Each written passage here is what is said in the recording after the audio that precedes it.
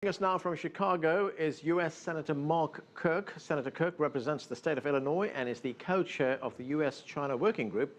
That's a bipartisan group that provides information to U.S. congressional members on issues facing U.S. and China relations. Senator Kirk, thanks for joining us. Thank you for having me. It looks like it's been a busy week with the Chinese in town. You've just come from an event promoting tourism from China to Illinois. What was that about? That's right. What we talked about as a new project of mine to bring Chinese language science to O'Hare International Airport, the largest and busiest airport in America. Want to make sure that O'Hare is much more friendly to the Chinese businessmen and tourists so that everybody feels welcome here. Now, getting back to the trade and economic delegation that you hosted from China in your home state of Illinois, you discussed commerce and trade. That was, of course, under the banner of the Joint Commission. What was your assessment of those talks? The number one achievement was the new 10-year visa, which we're hoping will really spawn tourism from China. The average Chinese tourist spending about $750 a day in America, so it can be seen as a big boost to our economy. What, in your view, are the biggest obstacles right now between the U.S. and China to move forward with widening the trade and commerce between these two countries? The biggest challenge is to move the politicians aside and make sure it's just a people-to-people agenda, where we focus on economics and our relative strengths in both sectors. In my case, I would say that trade with China definitely plays in Peoria, given the role of Caterpillar and United Airlines in the state, whose are companies where their economic futures will be written largely in China. Now, you've played a key role as co-chair of the U.S. China Working Group. Explain to us what the group does and what are its accomplishments. The group is intended to make sure that everyone in the U.S. Senate understands the Washington-Beijing relationship is the most important relationship in the world today. If Washington and Beijing both agree, who can stand against us to make sure that China and the U.S., as the two largest economies on earth, are always coordinated as much as possible? That we always have senators who are sophisticated and knowledgeable and care about the U.S.-China relationship, which will benefit both countries enormously. Right. I want to move on to some specifics here. China has had restrictions on the import of U.S. beef, for instance. Were there any concessions made this week during those talks? I talked with the beef representatives. We wanted to make sure that Chinese people can choose whatever kind of meat they want and have it as low as cost as possible, to make sure if they want an American steak, that it doesn't cost way too much. I think we can make sure that meat is less and less expensive and that Chinese consumers have a wider range of meat to choose from. So you will see those exports going through. Are you hopeful that it will go through soon? My hope is that we can give more and more choices to Chinese restaurants and consumers. There's also a recommendation by the U.S. Commerce Department to impose pretty steep import duties on solar products from China and Taiwan. I mean, some of those duties that they're talking about as high as 165%. What's behind the move, and what did you talk about?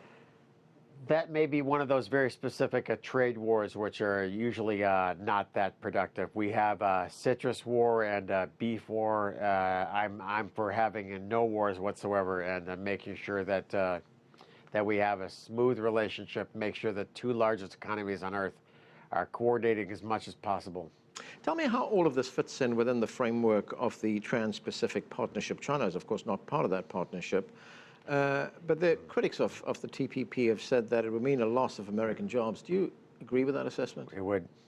I would say that as a representative of the state of Illinois, making sure that we expand sales and activities in China directly means more and more income and jobs in Illinois. That's why we should not have the politicians so involved in creating problems for China and the U.S. Smooth as relations as possible is what I'm going for. Now, this Trade Commission meeting also included members of the private sector. How significant was that to include them in there? Pretty significant. It was a pretty big win for Chicago to host this. Under our previous mayor, Mayor Daley, he was pretty pro-China. That could directly relate to jobs here at Chicagoland. Of course, President Obama met with President Xi Jinping in Beijing during the APEC summit in Beijing. They came to a series of agreements, and it was on a wide range of sectors: tourism, trade, energy, national security as well. And you mentioned the visa program for one. What about the other sectors that were covered there? I think the big thing should be to make sure that military and political instabilities do not interrupt the growing economic relations that the two countries have, to make sure the principals are always getting together and that we're matching the strengths of the Chinese economy with the strengths of the U.S. economy to mutual benefit. U.S. officials also said that they plan to keep up the pressure on China on the protection of trade secrets, antitrust laws. Right. It has been criticized for lack of transparency and for targeting foreign companies. Was that message delivered? You are mentioning the most annoying economic issue is a lack of protection of intellectual property in China. For China to become a high-tech country, it's going to have to protect its inventors better. That there's no way for China to modernize itself unless it protects inventors. If inventors are constantly ripped off in China, then they will do business outside China.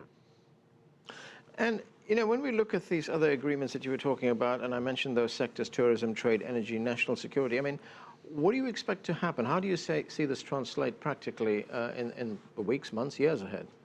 Right. Mm-hmm. My hope is eventually that we could unify the Chinese space program and the U.S. space program to make sure that we have Chinese visitors eventually on the International Space Station.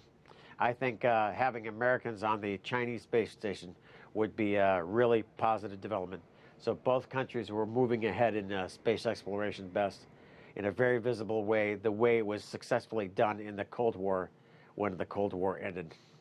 So, Senator, your state has played a big role in these recent talks, and as you just mentioned, Chicago was the host. It's the first time that it's actually taken place outside of Washington, D.C. or Beijing. Do you plan on expanding that role that Illinois has, that Chicago has? My hope is to expand that.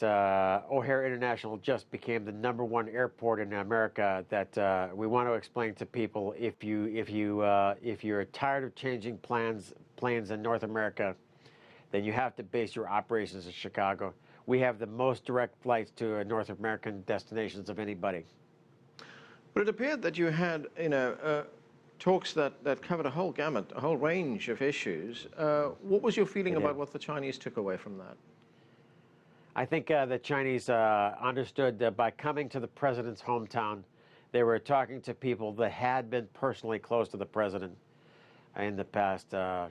And that was just the advantage of Chicago to be able to, the big symbol for us in Chicago was the Wanda Group building that was just announced yesterday by Mayor Emanuel.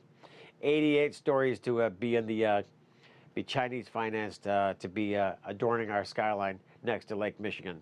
It's going to be a lot more jobs and investment here. And that's where we have to leave it. Sir, thanks for joining us.